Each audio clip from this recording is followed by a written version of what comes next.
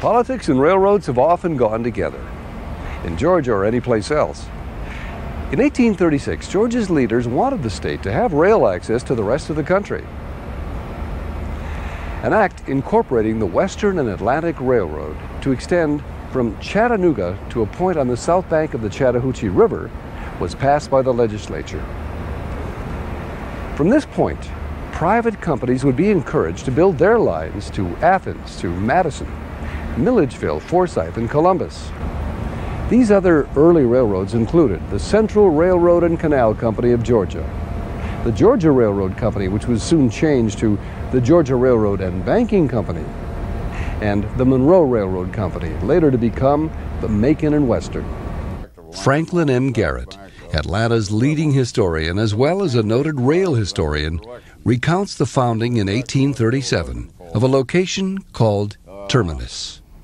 Some 8 miles from the Chattahoochee River. It was a junction of ridges. Ridges are good for railroads. Trains can't go up and down hill like an automobile. And the location of that was in what is now downtown Atlanta, under the World Congress Center, which of course did not exist then. It was just out in the woods. There were a few farms around the Atlanta area, but that's about it. And so they drove an engineer's benchmark in the ground, marking the end of this railroad. There were no buildings at the location of Milepost Zero back then. There were no farms, not even any cabins. Nothing but woods between what is now Pryor Street and Central Avenue. The owner of this land was Samuel Mitchell of Pike County. Mr. Mitchell met with Governor Lumpkin in Marietta and, graciously declining an offer for payment, donated 5 acres to the state for the building of Terminus. Colonel James Bogle, another noted Atlanta rail historian, recounts the early construction of the Western and Atlantic. Well, the W&A got started construction-wise in 1839. Stephen Harriman Long, a topographical engineer with the U.S. Army, Lieutenant Colonel, Topographical Engineers, was the principal engineer for the laying out of the W&A and figuring out the route it would take between the Chattahoochee River on the south and the Tennessee River on the north, somewhere near what later became Chattanooga. Their biggest obstacle in getting to Chattanooga was going through the mountain that we know today as Cheetah Mountain, where Tunnel Hill, Georgia is located, and that's just a little bit north of Dalton. Otherwise, the railroad was fairly easy to build. They followed the lay of the land. It's quite crooked, and there are no heavy grades on the line. There are over 10,000 degrees of curvature, however, between Atlanta and Chattanooga, which was originally some 138 miles. Over the years, those miles have been reduced now to probably somewhere in the neighborhood of 135. The recommendations of Colonel Long to be the Western and Atlantic's engineer were made by J. Edgar Thompson, chief engineer of the Georgia Railroad, and William W. Gordon of the Central Railroad, who wrote, Colonel Long is an officer of high standing in the engineer corps. I was acquainted with him 20 years since. He was then assistant professor of mathematics at West Point. His experience included the survey of the Baltimore and Ohio in 1827, and he wrote the first treatise on railroad building in this country entitled simply Railroad Manual. Stephen Long resigned in 1840 to pursue other interests. He declined an offer of half interest in 200 acres around what is now Marietta Street, stating that the only thing Terminus was good for was one tavern, a blacksmith shop, a grocery store, and nothing else. By Christmas Eve 1842, Terminus had its railroad, as the first Western and Atlantic train chugged north. The first locomotive, the Florida, was purchased from the Georgia Railroad and had been moved overland on a large wagon pulled by 16 mules. The first passenger car was built at the state penitentiary at Milledgeville and was also brought to Terminus by wagon. People came from miles around to see the first train to Marietta. Many of the riders on that first trip had never seen a train before. When the train got to the bridge over the Chattahoochee, some riders insisted that the train stop so that the faint of heart could walk across. As most railroads were in the 1830s and the 1840s, the tracks were scrap iron links laid on a wooden runner. Visualize something like a 4x6 laid down on rather sparse cross ties, and on the edge of that, a scrap iron length that was probably 1.5 inches or 2 inches wide and 1/2 inch thick. And that was the surface upon which the wheels would run. They were fastened to this wooden member by spikes being driven to the surface or through holes in the strap iron. And these would oftentimes work loose. So it wasn't very long that someone came up with a little better idea of a piece of rail, and this was referred to as the strap iron rail, in that it had a strap on the side, and this lower strap to the side is where the spikes were driven. This is a short piece that came off the W&A Railroad. This edge here coincided with the edge of the timber underneath, and it's on this surface that the wheels ran. This was the second rail to be used on the W&A Railroad.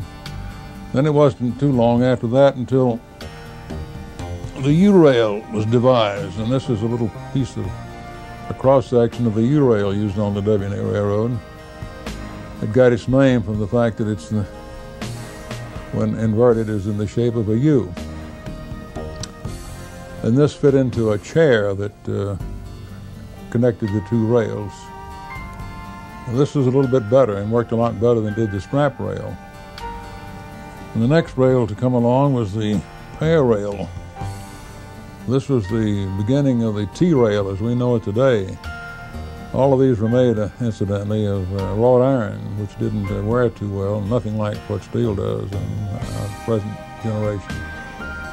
This rail got its name from the fact that, inverted again, it was in the shape of a pear. The T-rail, when it came along, made of steel, didn't have the need for this reinforcement underneath, and it was more in the shape of a sharp T. But when the war started in 1862, 1861, the Civil War that is, the W&A Railroad had some of this on it. It still had some flange rail, and it still had U-rail. Some of that first rail came from Cooper's Furnace along the Etowah River just north of Atlanta. Some of the other products made here included nails, spikes, tools, and later, during the Civil War, cannons for the Confederacy. By 1843, there were, maybe 200 people in what's now the downtown area, and they wanted a post office. And to get one, they had to have an official name. Terminus was never asked for because by that time 2 other railroads were building to connect with the W&A here. So we were about to become a junction and not a mere terminus. And it was remembered that Governor Lumpkin had a young daughter, I think she was in her late teens, named Martha. And it was decided to name the town Marthasville in honor of the Lumpkin family. The original milepost zero was relocated 1,200 feet next to right here, underground Atlanta.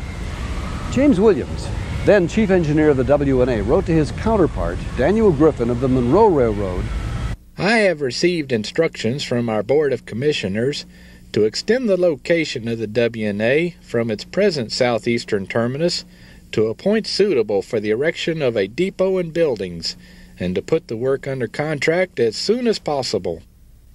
The Monroe Railroad was not too happy with this decision, as they had just paid $25,000 for an embankment for their tracks approaching the original milepost zero. The shape of downtown Atlanta has to this day been determined by the routes selected by those first railroads. They were not in competition with each other, and since then there were no previously existing industries in the area, the railroad simply selected the most favorable routes. By 1844, there were 7 streets in Marthasville. Well, the new commissioners attempted to add additional streets, but they were met with resistance, as many citizens of the day thought there were enough already. 1845 was a big year for the young town of Marthasville.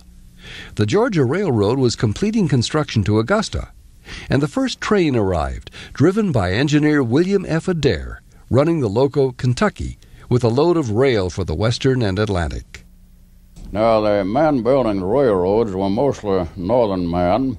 The Georgia Railroad from Augusta to Atlanta was in the course of construction, and the chief engineer was John Edgar Thompson, Thomson, a Pennsylvanian, who after he got through building a road here went back to Pennsylvania and was president of the Pennsylvania Railroad till the end of his life.